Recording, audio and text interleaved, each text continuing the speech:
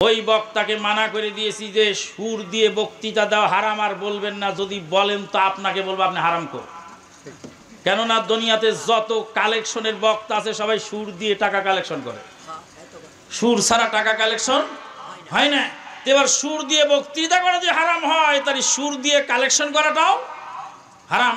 তো কালেকশনের বক্তাদের সুর দিয়ে কালেকশন করে গলা ফাটায় কালেকশন করে টাকা গুছাচ্ছে, সব টাকাগুলি যে আপনি নিয়ে যাচ্ছেন গাড়ি ভাড়া অমুক তমুক হাদিয়া তোবা নামে, তো আপনি সুর দিয়ে বক্তৃতা করা হারাম বলেন কেন? আল্লাহর রহমতে আর বলবে না ইনশাআল্লাহ। শেখ, আপনি সুর করে বক্তব্য দেওয়া হারাম বলেছেন। আহলে হাদিসের আরেক মাদানী সাহেব বললেন যে সুর করে বক্তব্য দেওয়া যাবে, সেটির হাদিস রয়েছে, কিন্তু আপনার জানা নেই।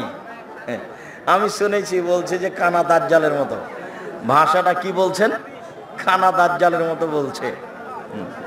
তো তোমরা এটা নাম উল্লেখ না করলে আমি বলতাম, আমি কিছু বললাম না। তবে মনে রেখো, আমি আব্দুর রাজ্জাক বিন ইউসুফ 26 বছর থেকে ফতোয়া লিখি। ও আমি ছোট তো, তাই না?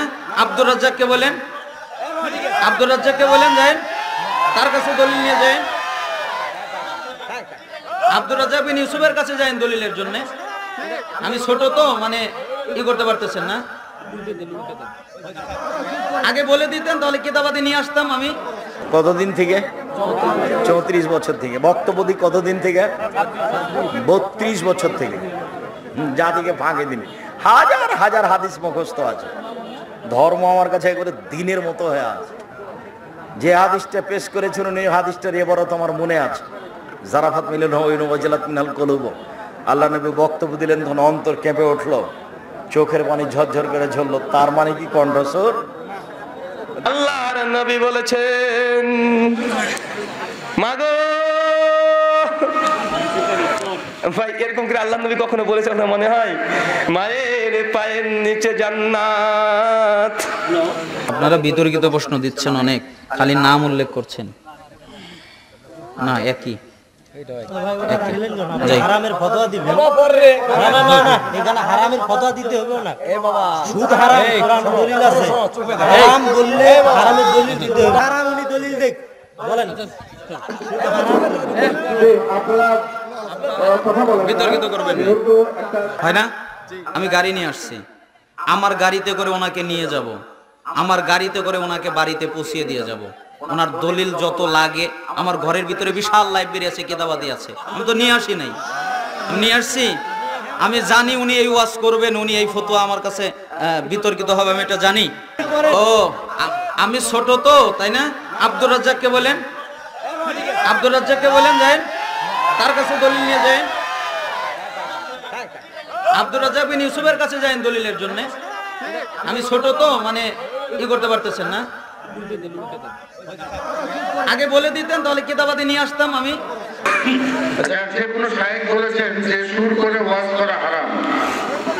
প্রথম কথা, সুর করে ওয়াজ করা কি হারাম নয়, এ বিষয়ে আল্লাহর নবী মুহাম্মদ সাল্লাল্লাহু আলাইহি ওয়াসাল্লাম সহিহ বুখারী মুসলিমে একাধিক জায়গাতে এমন কিছু কথা বলেছেন যেগুলো সুর করে দোয়া করাকে হারাম ঘোষণা করেছে। ছন্দ দিয়ে দোয়া করা, মানে দোয়া করার ছন্দ মিলাচ্ছে কবিতার ঢঙে, বিশ্বনবী নিষেধ করেছে। কাউকে হাসানোর উদ্দেশ্যে মিথ্যা কথা বলতে নিষিদ্ধ ঘোষণা করেছে। এবং এ থেকে প্রমাণিত হয় যে বিশ্বনবী কখনো, ভাই আপনার মনে হয় যে আল্লাহর নবী তুই সুর করে কোনো ওয়াজ করেছে? আল্লাহর নবী বলেছেন, মাগো ভাই, এরকম করে আল্লাহর নবী কখনো বলেছে আপনার মনে হয়? মায়ের পায়ের নিচে জান্নাত। এরকম করে আপনার মনে হয়? বিষয়টা হচ্ছে সুর করে ওয়াজ করা এগুলো উচিত নয়, কেননা এখানে প্রভাব খুব বেশি মানুষের অন্তরে কাজ করে না। তাই আমাদের উচিত যে সুরকে পরিহার করে সুন্দরভাবে কোরআন সুন্নাহকে বয়ান করা। তবে কেউ করলে হারাম করেছে, কাবিরা গুনাহ করেছে এমন নয়। যদি এই সুরের মধ্যে হারাম কোনো কথা থাকে তবে হারাম হবে। সুরের মধ্যে দিয়ে যদি কোরআন হাদিসই বলে এটা হারাম হবে না, তবে এটা অপছন্দনীয় হতে পারে। জি, না করলে এদেশে এক সময় অশান্ত পরিবেশ সৃষ্টি হবে, তখন আপনি নিয়ন্ত্রণ করতে পারবেন না। ঢাকা ইউনিভার্সিটির ছেলেরা ইফতার মাহফিল করবে, সেখানে অনুমতি নাই। তারা ইস্তেসকার সালাত আদায় করবে, সেখানে অনুমতি নাই। সেখানে ভালো কাজের অনুমতি নাই, কিন্তু যত রকমের অন্যায় আচরণ সেগুলির অনুমতি আছে, সেগুলি করেই চলেছে। যার ফলশ্রুতিতে দেখা যাচ্ছে সুশীল সমাজ নামে এক শ্রেণীর নাস্তিক্যবাদকে দেশে তৈরি করার জন্য এবং এদেশে সাম্প্রদায়িক দাঙ্গাকে উস্কিয়ে দেওয়ার জন্য অপচেষ্টায় লিপ্ত আছে। সরকার বাহাদুরকে অনুরোধ করব, এখানে সনাতনপন্থী অনেক লোক আছেন, সনাতনপন্থী ইসলামপন্থীরা যুগের পর যুগ ধরে সহ অবস্থানে আসছে। ইসলাম শান্তির ধর্ম, ইসলাম কোনোদিন অশান্ত সৃষ্টি করে নাই। ইসলাম মুসলমানের অধিকার সংরক্ষণ করেছে, ইসলাম কাফের প্রতিবেশীর অধিকার সংরক্ষণ করেছে, ইসলাম গরু ছাগলের অধিকার সংরক্ষণ করেছে, ইসলাম শ্রীগাল কুকুরের অধিকার সংরক্ষণ করেছে। ইসলাম বলছে কুত্তার বাচ্চাকে পানি পান করিয়ে একজন দেহ ব্যবসায়ী মহিলা জান্নাত পেয়ে গেল। ইসলাম বলছে গরু জবাই করে খাবে, গরুকে সুন্দরভাবে জবাই করে যা যাবাহতুম ফাহসানিদ দিবহা ওয়া ইযা কাতালতুম ফাহসিনিল কিতলা। কোন পশুকে শাস্তি দিয়ে মারা ইসলাম হারাম করে দিয়েছে। বিড়ালের বাচ্চাকে পানি না দিয়ে খাদ্য না দিয়ে হত্যা করাতে জাহান্নাম ঘোষণা করেছে একজন মহিলার, আর কুত্তার বাচ্চাকে পানি পান করাবার উসিলা একজন দেহ ব্যবসায়ী মহিলা জান্নাত পেয়ে গেছে। আমি বেশ কয়েক বছর আগে আমি গেছিলাম ভারতে একটা প্রোগ্রামে, একটা স্কুল মাঠে, সেখানে প্রোগ্রাম ছিল। প্রোগ্রামের শিরোনাম ছিল ইসলাম মানবতার ধর্ম। ইসলাম কার ধর্ম? মানবতার ধর্ম। ইসলামের সব পয়েন্টগুলি যখন ব্যাখ্যা করে দিলাম, একজন অমুসলিম প্রতিবেশী, আপনার বাড়ির পাশে সে অভাবগ্রস্ত, তাকে সাহায্য করার দায়িত্ব আপনার। একজন কাফের বেদিন নাস্তিক যদি রাস্তায় অ্যাক্সিডেন্ট করে মারা যায়, তাকে কোলে করে তুলে নিয়ে হাসপাতালে পৌঁছাবার দায়িত্ব ইসলাম আপনাকে শিক্ষা দিয়েছে। কিন্তু তার নাস্তিক্যবাদ আমি সমর্থন করি না, তার পূজা পার্বণ আমি সমর্থন করি না। তার পূজা সে করবে, তার ধর্ম সে পালন করবে, তার ইমান আমল নিয়ে সে কবরে যাবে। আমার ইমান আমল নিয়ে আমি কবরে যাব, কিন্তু অ্যাজ এ ম্যান সে আমার প্রতিবেশী, রাস্তায় চলতে গিয়ে অ্যাক্সিডেন্ট করেছে, তার এই বিপদ মুহূর্তে তাকে সাহায্য করাটা হলো আমার ইমানি দায়িত্ব। ইসলাম সব শিক্ষা দিয়েছে, আমরা বুঝি না। ইসলাম অমুসলিমদের সাথে ব্যবসা শিক্ষা দিয়েছে। এক শ্রেণীর চরমপন্থী বক্তা আছে, তারা বক্তৃতার মঞ্চে উঠেই বলে অমুসলিমেরা ইহুদি নাসারা আমাদের দুশমন, ইহুদি নাসারার পণ্য বর্জন করো, ইহুদি নাসারার পণ্য বর্জন করো। কিন্তু হতভাগা বক্তা জানে না যে মাইক দিয়ে ওয়াজ করছে, সেই মাইক হলো মেড ইন জাপান, তার হাতের ঘড়ি মেড ইন সুইজারল্যান্ড, তার পকেটের মোবাইল মেড ইন ফিনল্যান্ড। যেই গাড়িতে চড়ে ওয়াজ করতে এসেছে সেই গাড়িটা হলো মেড ইন জাপান, জাপানি তৈরি গাড়ি, সুইজারল্যান্ডের তৈরি ঘড়ি, ফিনল্যান্ডের তৈরি মোবাইল, জাপানি মাইকের সামনে হতভাগা বক্তা বক্তৃতা দিচ্ছে আর ইহুদি নাসারার পণ্য বর্জন করো, মুসলিমদের পণ্য বর্জন। বেটা, মুসলিমদের পণ্য বর্জন করে গাড়ি যদি তুই বয়কট করিস, প্রাইভেট কারে না এসে যদি তোর বাপ দাদার তৈরি গরুর গাড়িতে করে ওয়াজ করতে আসিস, তাহলে তুই ঢাকা থেকে চারঘাট পর্যন্ত পৌঁছতে 3 দিন পার হয়ে যাবে গরু গাড়িতে চলে। আর জনগণ কয় জিহাদ জিহাদ জিহাদ চাই, শুরু হলে আমরা না। এলো সস্তা জনপ্রিয়তা। বুখারীর হাদিস পড়ুন, শুনুন, দেখুন। আল্লাহর নবী সাল্লাল্লাহু আলাইহি ওয়াসাল্লাম যখন ইন্তেকাল করছেন, তার যুদ্ধের বর্মটা ইহুদির বাড়িতে বন্ধক ছিল কয়েক কেজি জবের বিনিময়ে। আল্লাহর নবী জব নিয়ে খেয়েছিলেন ইহুদির কাছে, আর নিজের যুদ্ধের বর্ম বন্ধক রেখেছিলেন ইহুদির কাছে। আল্লাহর নবীর জব নিয়ে খাওয়া জরুরি ছিল না। আল্লাহর নবীর বাড়িতে খাবারের অভাব হলে আল্লাহ পাক আসমান থেকে খাবার নাজিল করতে পারতেন। আল্লাহর নবীর খাবারের অভাব, ইহুদির কাছে জব নিয়ে খেয়ে ইহুদির বাড়িতে তার যুদ্ধের বর্ম বন্ধক রাখার মাধ্যমে আল্লাহ পাক কিয়ামত পর্যন্ত সকল মুসলিমকে শিক্ষা দিলেন যে অমুসলিমদের সাথে তোমাদের দুনিয়াবি লেনদেন, ব্যবসা বাণিজ্য, চুক্তি সব কিছু চলতে পারে। কথা বোঝা যায়? তাহলে এই যে অশান্ত পরিবেশ সৃষ্টি করতেছে যারা, ওই যে ফরিদপুরে কতগুলি নিরীহ মুসলমানদেরকে পিটিয়ে হত্যা করলো, উপযুক্ত মধুকালীতে উপযুক্ত যদি তার তদন্ত না করা হয়, দোষীদেরকে যথাযথভাবে বিচার না করা হয়, তাহলে বুঝবো যে প্রশাসন এই অশান্ত পরিবেশ সৃষ্টির পিছনে নিজেরাও কিছু দায়ী আছে। অতএব প্রশাসনের উচিত এই অশান্ত পরিবেশকে শান্ত করার জন্য চেষ্টা করা। বলছিলাম সিলেবাস নিয়ে, আজকে স্কুল কলেজ ইউনিভার্সিটি সিলেবাস পড়ে বাপকে বৃদ্ধাশ্রমে রাখে, দুনিয়াতে কষ্ট, পরকালেও কষ্ট, জানাজা পড়াবার মতো যোগ্যতা অর্জন হচ্ছে না ছেলেদের। এটা হলো এক শ্রেণীর সিলেবাস। আর এক শ্রেণীর সিলেবাস এদেশে বদবক্ত বেদাতি আলেম তৈরি করছে, যেই সমস্ত আলেম নামের কলঙ্ক মদিনা ইউনিভার্সিটি থেকে পড়ে এসে এদেশের এক ভণ্ড পীরের মুরিদ হয়ে সেই ভণ্ডের ভণ্ডামিকে সমর্থন করা লোক ওই দেশে কম নাই। মদিনা ইউনিভার্সিটিতে পড়ে এসে কিসের মুরিদ হয়েছে? ভণ্ড পীরের মুরিদ। আমি গত জুমার দিন বাংলাদেশের সেই আপনার নামজাদা সেই ভণ্ডের সেই দরগার পাশের মসজিদে খুতবা দিলাম। সেই মসজিদের ওয়ালের পাশেই ভাই আব্দুস সামাদ সৌদি আরবে গেলেন কাজ করতে। সেখান থেকে কাজের ফাঁকে ফাঁকে কিছু তাওহীদ শিখে আসলেন। তিনি ছিলেন এক সময় সেই ভণ্ডের সেই দরবারের যে গরু জবাই হতো আর সেখানে যে রান্না হতো, সেই রান্নার ছিলেন তিনি সেখানকার একজন বিশিষ্ট খাদেম। সেই খাদেম বেচারা সৌদি আরব থেকে ঘুরে এসে সেই ভণ্ডের পিলারের সামনে, ওয়ালের সামনে পাশেই সেখানে আহলে হাদিস মসজিদ প্রতিষ্ঠা করেছে। আলহামদুলিল্লাহ, আহলে হাদিস মসজিদে সেখানে গত জুমায় খুতবা হলো। অনেক লোকজন সেখানে হয়েছিল আলহামদুলিল্লাহ। আমাদের আহলে হাদিস আন্দোলনের মুহতারাম আমিরে জামাত প্রফেসর ডক্টর আসাদুল্লাহ গালিব স্যারকে যখন 2005 সালে জঙ্গিবাদের মিথ্যা মামলায় 11টি মামলা দিয়ে তাকে রাতের অন্ধকারে ধরে নিয়ে যাওয়া হয়, সর্বপ্রথম সেই 7.5 মসজিদ থেকে সর্বপ্রথম প্রতিবাদ জানানো হয়েছিল। সম্মানিত উপস্থিতি, আহলে হাদিসদেরকে যারা জঙ্গিবাদ বানাবার চেষ্টা করেছিল, আহলে হাদিসদেরকে ধ্বংস করে দেওয়ার জন্য যারা চেষ্টা করেছিল, তারা আজকে কুপকাত হয়ে গেছে। আহলে হাদিস মাসলাক যে সঠিক, এটা বাংলাদেশের মুসলমান তো মানে সৌদি আরবের মুসলমানরাও মানে। সৌদি আরবে এতকাল হচ্ছিল 20 রাকাত তারাবি, এখন খোদ সৌদি আরবে হয়েছে 8 রাকাত। তার মানে আমরা যা বলছিলাম 10 বছর আগে, এটা মক্কা মদিনায় চালু 10 বছর পরে হলেও হয়েছে আলহামদুলিল্লাহ। আর আমাদের একজন জেনারেল শিক্ষিত ভাই ব্রাদার রাহুল হুসাইন, তার সামনে দেশের মুফতি মহোদয় কুপকাত হয়ে গেলেন।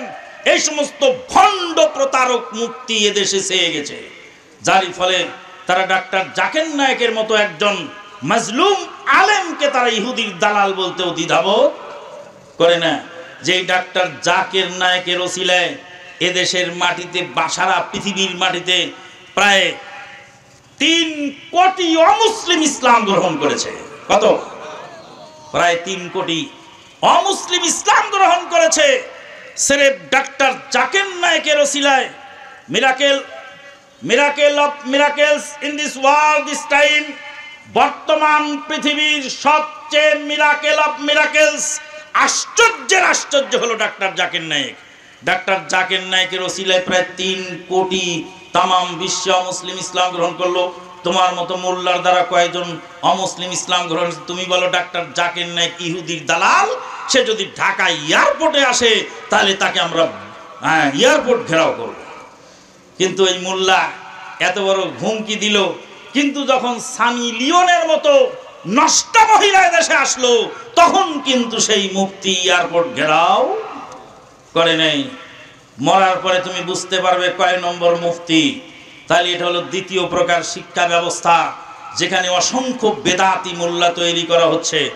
আর আমাদের এই যে প্রতিষ্ঠান, আজকে যে প্রতিষ্ঠানের মাহফিল দারুস সুন্নাহ সালাফিয়া একাডেমি, এই দারুস সুন্নাহ সালাফিয়া একাডেমির যিনি পরিচালক ভাই আবু জার, ওনারা আমরা একসাথে, উনি বলেছেন ওই ভায়া লক্ষ্মীপুর দারুস সালাম সালাফিয়া মাদ্রাসা, ওখানে যে অবস্থান ছিল আমাদের একসাথে লেখাপড়া, ওখানে আমরা ছিলাম দায়িত্বে। আমি ছিলাম ভারপ্রাপ্ত প্রিন্সিপাল, বেশ কিছুদিন ওখানে কাজ করেছি, ভাইও ছিলেন। এখন আসছেন, এটা প্রতিষ্ঠান গড়েছেন। আপনারা কি চান যে প্রতিষ্ঠানটা সুন্দরভাবে গড়ে উঠুক? কারা কারা চান? 2 হাত তোলেন। কেউ উঠবেন? কেউ উঠবেন না, প্লিজ উঠবেন না, মাহফিলটা নষ্ট করবেন না। আমরা সব একসাথে বিদায়। আল্লাহ তোমার হাত তুলে রাখেন, 2 হাত তুলে রাখেন। আল্লাহ তোমার বান্দারা খুশি হয়ে 2 হাত তুলে প্রমাণ করেছে আজকের এই প্রতিষ্ঠানটা চলা জরুরি। আল্লাহ তুমি তাদেরকে কবুল করে নাও, আল্লাহুম্মা আমিন। বাম হাত নিচে নামান, ডান হাত পকেটে ঢোকান। কোথায় ঢোকাবেন? পকেটে ঢোকাবেন। কারণ ওই যে কালেকশন করেছে জোনাব আলী ভাই, জোনাব আলী ভাইকে বললাম ভাই তুমি যা কালেকশন করেছো তোমার তো খাওয়ার দামই হয় নাই। কয় যে স্যার আমি খাওয়ার দাম কি করে তুলবো, খালি মাঠে আমি কি কালেকশন করবো। কাজী জোনাব আলী ভাই কালেকশন করেছেন, আর অনেকে কালেকশন করবেন। কিন্তু মুসাফিরের দোয়া কবুল হয়, এটা হাদিস আছে তো নাকি? তাহলে মুকিমের দোয়া কি কবুল হবে? হতেও পারে, নাও পারে, কিন্তু মুসাফিরের দোয়া কবুল হবে, গ্যারান্টি আছে। আমি এক সময় আপনাদের এলাকায় ছিলাম, এই চারঘাট বাজার মসজিদের খতিব ছিলাম, এখানে খুতবা দিতাম। আমাদের ওই যে আব্দুল মাজেদ মোল্লা, আমাদের আমি মামু বলে ডাকতাম, ওই পাশে বাড়ি, ওনার বাড়িতে নাজিম চাচা, নাজিম চৌধুরী, হ্যাঁ উনি তো মসজিদের মোতালি ছিলেন। উনি কই আসেন? আমরা নাজিম ভাই বলতাম ওনাকে, জনাব নাজিম চৌধুরী এই মসজিদের মোতাল্লি ছিলেন। আর ওই আব্দুল মাজেদ মোল্লা মামুজি, ওনার বাড়িতে আমরা খাওয়া দাওয়া করতাম। আচ্ছা, হ্যাঁ মাদ্রাসার প্রতিষ্ঠাতার মধ্যে আমাদের তোহফা ভাই, আরো অনেক ভাই ছিলেন এই চারঘাটের। তারা অনেকেই আছেন, অনেকে অসুস্থ আছেন। যারা অসুস্থ আছেন আল্লাহ পাক সুস্থতা দান করুন। ভিতরে যান, ভিতরে রুমাল নিয়ে চাদর নিয়ে, কোথায় ভিতরে রুমাল নিয়ে চাদর নিয়ে ভিতরে হেঁটে যান, প্রত্যেকেই মুক্ত হস্তে দান করবেন। মা বোনেরা যারা আছেন আজকে মাইকের আওয়াজে ওয়াজ শুনলেন, তারা আপনাদের শাড়ির আঁচলে, ওড়নায়, বোরকার আঁচলে যতটুকু পারেন ততটুকু কালেকশন করেন। আর এখানে যারা আছেন এই যে এদিক দিয়ে 2-3 জন যান, 2-3 জন, একজনে হবে না। আল্লাহ পাক স্বেচ্ছাসেবক যারা আছেন, কেউ রুমাল নিয়ে, কেউ টুপি নিয়ে, কেউ না আবার টুপি নিয়েই ঘোরেন। এদিক থেকে আরো 2-1 জন ওঠেন, ওদিক থেকে ওঠেন। যারা চেয়ারে বসে আছেন তাদের কাছ থেকেও নেন। 10 জনের কাছ থেকে 10 টাকা নিয়ে আপনি এখানে জমা দিবেন। 10 জন 10 টাকা দান করে যে নেকি পাবে, আপনি কালেকশন করে আনিয়ে সমপরিমাণ নেকি পাবেন। আল্লাহ পাক কবুল করুন, আল্লাহুম্মা আমিন। পিছন দিকে যাও, একদল পিছনে যায় কালেকশন শুরু করো। আর যারা চেয়ারে আছেন তাদের ওখানে হেঁটে যান, 2-1 জন একটু হেঁটে বেড়ান। আপনারা ওঠেন, 2-1 জন ওঠেন না কেন, একটু ওঠেন, উঠে কালেকশন করেন। আল্লাহ পাক কবুল করুন, আল্লাহুম্মা আমিন। অনেকগুলা প্রশ্ন এসেছে। দুবাইয়ে পানি বন্যায় ডুবে গেছে, এটাও কি আল্লাহর গজব? অতিবৃষ্টি, অনাবৃষ্টি সবই তো আল্লাহর গজবের অন্তর্ভুক্ত। ভাগে কুরবানি জায়েজ নয়, 7 ভাগা 7 পরিবার এক নয়, এই ফতোয়াটি হয়তো শুনেছেন। আমরা দ্বিধা দ্বন্দ্বে আছি, বিস্তারিত ব্যাখ্যা করবেন। এই ফতোয়া নিয়ে গোলমাল, মারামারি, অনেক কিছু হয়ে গেছে। ভাগে কুরবানি করার ব্যাপারে, মুসাফির অবস্থায় ভাগে কুরবানি করা যাবে, এই ব্যাপারে তামাম বিশ্বের সব আলেম একমত। কিন্তু বাড়িতে ভাগে কুরবানি করা যাবে না, এই মর্মে কেউ দ্বিমত পোষণ করেছেন। তবে উভয় দলের লোকেরা একা একটি কুরবানি করা উত্তম এই বলে স্বীকৃতি দিয়েছে। কাজেই উভয় দল যেহেতু একমত একটি কুরবানি দেওয়া উত্তম, কাজেই উত্তম কাজটি আপনি করবেন। তারপরেও যদি না পারেন তাহলে ভাগ দেওয়া হারাম না জায়েজ আমরা বলবো না, কেউ দিলে দিতে পারে। আমরা কেন সালাফি মানহাজ হিসাবে পরিচয় দেই? এই দেশে কিয়ামত পর্যন্ত মানুষ, তাম পৃথিবীতে 73 জাতের মুসলমান আসবে। আল্লাহ নবী সাল্লাল্লাহু আলাইহি ওয়াসাল্লাম বলেন 73 প্রকার মুসলমান হবে। তো মুসলমানদের মধ্যে তো অনেক বিভক্তি আছে।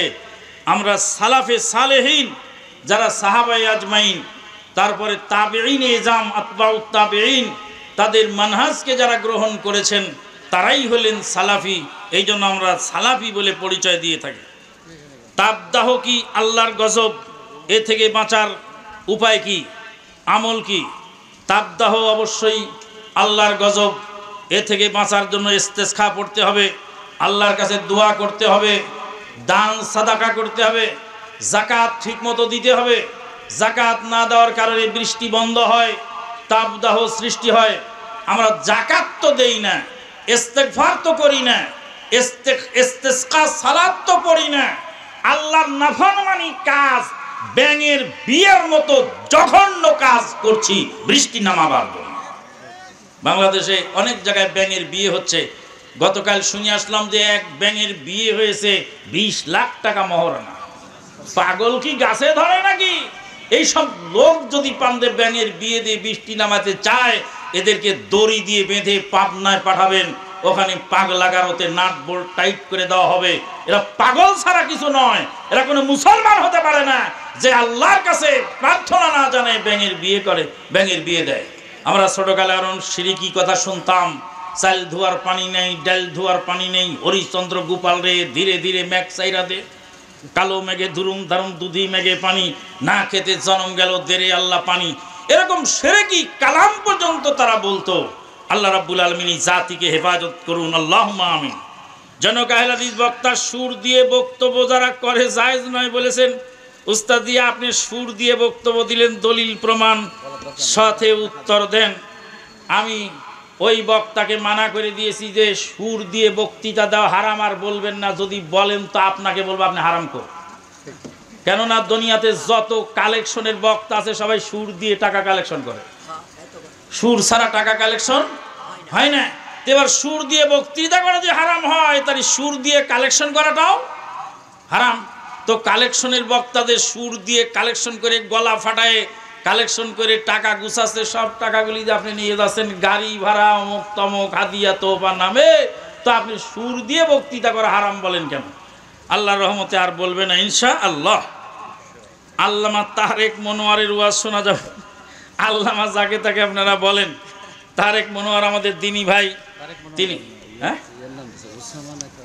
আল্লামা তারেক মনোয়ার, তারেক মনোয়ার আমাদের দিনী ভাই। তার কথার মধ্যে ভুল শুদ্ধ উভয় প্রকার আছে।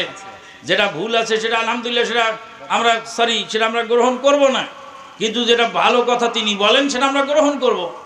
কোরআন হাদিসের অনেক পথ কথা তিনি বলেন। হঠাৎ এক জায়গায় শুনলাম তিনি বলছেন যে মসজিদের নাম আবার আহলে হাদিস হবে কেন? আহলে হাদিস মসজিদের নাম যে কেন হয়, কোন দুঃখে হয়, সেটা তো আমরা জানি। আমরা আহলে হাদিস মসজিদ ইচ্ছা করে প্রতিষ্ঠা করি নাই। মসজিদ থেকে মুসল্লিদেরকে বের করে দিয়েছে, মেরে পিটে বের করেছে। বাগেরহাট চলে যান, কচুয়া থানা, ট্যাংরাখালী গ্রাম, ভালো করে মনে রাখবেন, মুখস্থ করে রাখবেন। বাগেরহাট জেলার কচুয়া থানার ট্যাংরাখালী গ্রাম, আব্দুল হালিম শিকদার। এই আব্দুল হালিম শিকদারের সপরিবারের জুমার দিন সালাত আদায় করতে গেল পাশের মাঝহাবি মসজিদে, মেরে পিটে জামা কাপড় টেনে ছিঁড়ে তারপর মসজিদে বের করে দিয়ে বললো, তোদের মসজিদে এই মসজিদে সালাত হবে না। তারা বাড়িতে এসে কান্নাকাটি করে জোহরের সালাত আদায় করেছে। তারপরে আল্লাহ পাক তাদের একটা জায়গার ব্যবস্থা করে দিয়েছেন। তারা একটি আহলে হাদিস মসজিদ প্রতিষ্ঠা করেছেন। সেই মসজিদে বেশ কয়েকবার ওয়াজ মাহফিলে যাওয়ার সুযোগ আল্লাহ পাক আমাকে দিয়েছেন। আমি ওয়াজ করেছি। আল্লাহর বান্দারা গোপনে গোপনে দূর থেকে শুনে, ওয়াজ শুনে তাদের ভিতরে পরিবর্তন হয়ে তারা আবার আহলে হাদিস হয়ে গেছেন আলহামদুলিল্লাহ। এলাকার চেয়ারম্যান সহ আহলে হাদিস হয়েছেন। এলাকার চেয়ারম্যান কিছুদিন আগে মারা গেলেন। তিনি মসজিদের জন্য আগে জায়গা দান করেছিলেন, এখন মাদ্রাসার জন্য জায়গা দান করে গেছেন। চেয়ারম্যানের ছেলে এখন সহযোগিতা করছে। তা আমরা তো মসজিদ আগে আহলে হাদিস মসজিদ করতে যাইনি। যখন আমাদেরকে মসজিদে বের করে দেয়, সালাত আদায় করতে দেয় না, জোরে আমিন বলার অপরাধে পাবনার এডওয়ার্ড কলেজের ছাত্র, ব্রিলিয়ান্ট ছাত্র, নাম তার ডাক্তার ইকবাল বিন জিন্না, তাকে লাঠি দিয়ে পিটিয়ে মসজিদের মধ্যে বেহুশ করে ফেলে দিল সেরে জোরে আমিনের অপরাধে। সম্মানিত উপস্থিতি, এইগুলি তারা করতেছে আর তারা মসজিদ থেকে বের করে দিচ্ছে। অনেক কথা বলছে। বড় বড় একজন পীর সাহেব বলছে যে কেউ জোরে আমিন বলে তাকে ঠেসে ধরবা। আর একজন বলছে এই কই পাইছস, তাকে খাড়া কই পাইছস। আর এক পাগলা বলতেছে কিশোরগঞ্জের মাটিতে আহলে হাদিসের আস্তানা হবে না। আল্লাহর ফজল ও করমে আহলে হাদিস দিনে দিনে বাড়ছে। যখন এই সমস্ত বাজে কথা বলে, আমাদের বক্তৃতা কাটিং করে আমাদেরকে অপমান অপদস্থ করার চেষ্টা করে, কিন্তু আল্লাহর বান্দারা সঠিকটা বুঝে যায়, সঠিক কথা পেয়ে যায় আলহামদুলিল্লাহ। আমির হামজার বক্তব্য শোনা যাবে কিনা? আমির হামজা তো ওরকমই একই কথা, এর ভিতরে কিছু ভালো মন্দ আছে। অনেক সময় ভালো কথা বলে, আবার অনেক সময় উল্টা পাল্টা বকে। আল্লাহ পাক তাকে সঠিক কথা বলার তৌফিক দান করুন। সম্প্রতি একজন আলেম চুল কালার করে টিকটকার হয়েছে। এমনটি করলে পরিণতি কি হবে? আল্লাহ পাক হেদায়েত করুন এই সমস্ত আলেমদেরকে। আজকাল টিকটকারের সংখ্যা বেড়ে গেছে। অনেক আলেম আসছে, তারা লিপস্টিক মেরে মেয়েলি কণ্ঠে ওয়াজ করে এমনভাবে অঙ্গ কি বলে ভঙ্গি করে থাকে তাতে মনে হয় এটা একটা প্রতিবন্ধী ছাড়া কিছু নয়। আল্লাহ পাক তাদের হেদায়েত করুন, আল্লাহুম্মা আমিন। ব্রাদার রাহুলের সাথে আলী হাসান উসামা তারাবি নিয়ে যে ডিবেট হয়েছে, এ ব্যাপারে আপনার মন্তব্য কি? মন্তব্য গোটা বিশ্বের লক্ষ লক্ষ জনতা দেখেছে। যার দলিল নেই সে দিবে কোত্থেকে? দলিল তো নাই। 20 রাকাত তারাবির দলিল যতটি আছে সব ভুয়া বলছেন নাসিরউদ্দিন আলবানী রাহিমাহুল্লাহ। আরে ভুয়া বলছেন ভারত গুরু আনোয়ার শাহ কাশ্মীরি রাহিমাহুল্লাহ। ভারতের হানাফি মাযহাবের বড় আলেম আনোয়ার শাহ কাশ্মীরি রাহিমাহুল্লাহ, তিনি তার তিরমিজির ভাষ্য গ্রন্থে আরফুস সাজিতে লিখেছেন যে 20 রাকাত তারাবির কোনো ভিত্তি নাই, এটা ভুয়া দলিল। তাহলে ভুয়া দলিল কোত্থেকে দলিল দিতে পারবা? দলিল আর দিতে পারবা না। মা আয়েশা সিদ্দিকা রাদিয়াল্লাহু তাআলা আনহা বলেন, আল্লাহর নবী সাল্লাল্লাহু আলাইহি সাল্লাম রমাদানেও 11-র বেশি পড়েন নাই, অন্য মাসেও 11-র বেশি পড়েন নাই। ওই সিটিংবাজ মুফতি যে বলবে যে এটা তো তারাবি নয়, এটা তাহাজ্জুদ, এটা তারাবি নয়, এটা কি তাহাজ্জুদ। তাহাজ্জুদ বলে যে জাতিকে ধোঁকা দেবে, সেই ধোঁকার কাজ আল্লাহ পাক মা আয়েশা সিদ্দিকার মুখ দিয়ে বের করে নিলেন, যাতে ধোঁকা দেওয়ার সুযোগ না থাকে। তিনি বলেন রাতের সালাত আল্লাহর নবী রমাদানেও 11 পড়েছেন, অন্য মাসেও 11 পড়েছেন, 11-র বেশি পড়েন না। তাহলে রাতের সালাত কিয়ামুল লাইল তারাবি যাই বলেন না কেন, রাতের সালাত 11-র বেশি আল্লাহর নবী পড়েন নেই, রমাদানেও 11-র বেশি পড়েন নেই, অন্য মাসেও 11-র বেশি পড়েন নেই। আব্দুল কাদের সিদ্দিকীর গল্প শুনবেন। আব্দুল কাদের সিদ্দিকী গল্প বলছেন এক মহিলার স্বামী 5 কেজি গোশত এনেছে, গোশত সব বাপের বাড়ি পাঠিয়ে দিয়েছে। এখন খাওয়ার সময় ডাল ভাত বসে, সর্বনাশী গোশত কই গেল রে? কয় গোশত বিড়ালে খাইছে। কোন বিড়ালে খাইছে? এই বিড়াল খাইছে। বিড়াল হাত পাও বেঁধে মেপে দেখে 4.5 কেজি। কয় আমার গোশত 5 কেজি গেল কোথায়, আর বিড়ালের ওজন কোথায় গেল? তুমি যে বলছো যেটা তাহাজ্জুদ সালাত, এটা তারাবি নয়, তাহলে এটা যদি তাহাজ্জুদ হয় তো তারাবি কোথায় গেল? মা আয়েশা সিদ্দিকা রাদিয়াল্লাহু তাআলা আনহা যদি তোমার মতো বুদ্ধিমান হতেন, তাহলে মা আয়েশা সিদ্দিকা রাদিয়াল্লাহু তাআলা আনহা বলতেন রমাদানে 31-এর বেশি পড়েন নাই, আর অন্য মাসে 11-র বেশি পড়েন নাই। তাই কি বললেন? তাহলে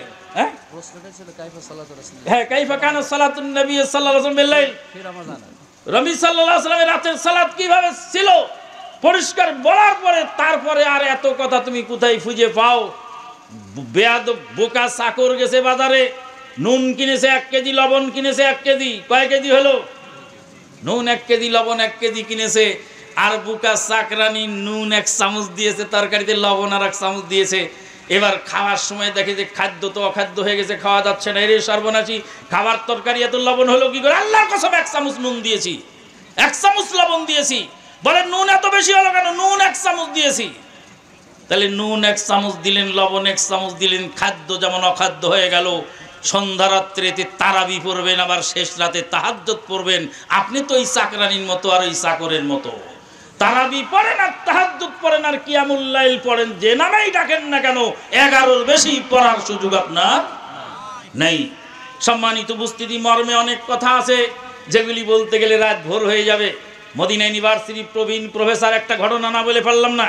মদিনা ইউনিভার্সিটির প্রবীণ প্রফেসর বলছেন, তাখুদুনা কামিয়াতার রাসূল মা তাখুদুনা কাইফিয়াতাহু, রাসূলের কোয়ান্টিটি মানবা, কোয়ালিটি মানো না কেন? রাসূলের কোয়ান্টিটি ছিল 11, কিন্তু কোয়ালিটি ছিল লম্বা। আমরা রাসূলের কোয়ালিটিতে সালাত আদায় করতে পারছি না, এই জন্য কোয়ান্টিটি বাড়ায় দিয়েছি।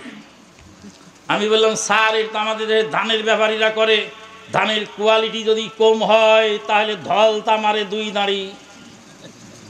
তা আপনার নামাজ রাসূলের নামাজের মতো অত সুন্দর হয় না দেখে আপনি একটু রাকাত বাড়ায় দিলেন।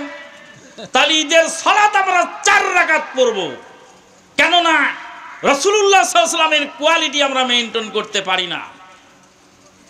ইদান নুসাল্লি সালাতাল ঈদ 4 রাকাতিন ইয়া শাইখ, ঈদের সালাত 4 রাকাত পড়ব।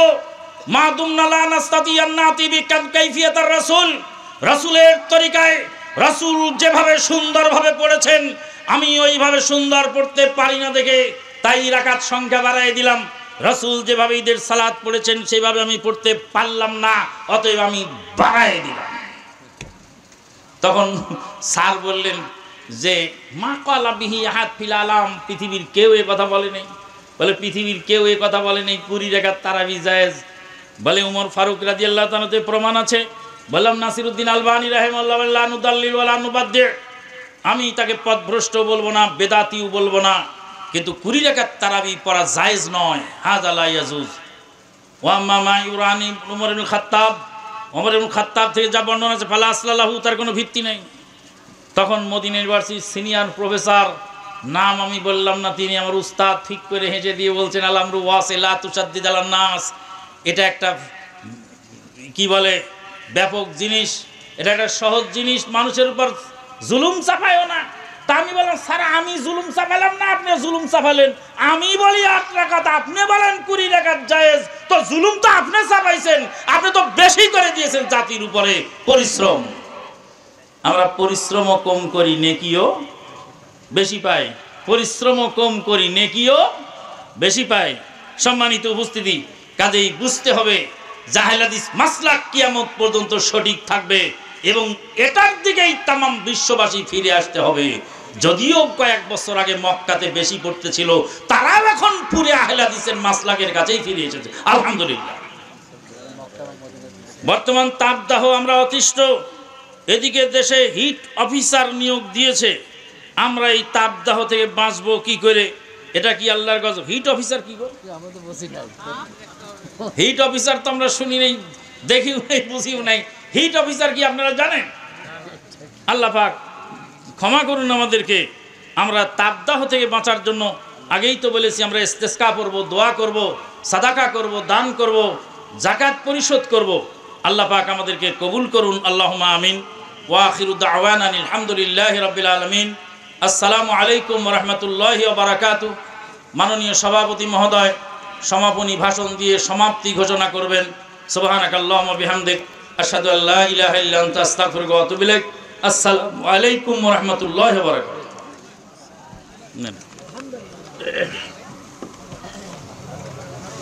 আসসালামু আলাইকুম ওয়া রাহমাতুল্লাহ।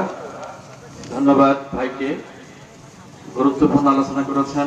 এই আলোচনা যাতে আমাদের সবার চলার পথের পাথে হয়ে যায়, আল্লাহ রাব্বুল আলামিন আমাদের সবাই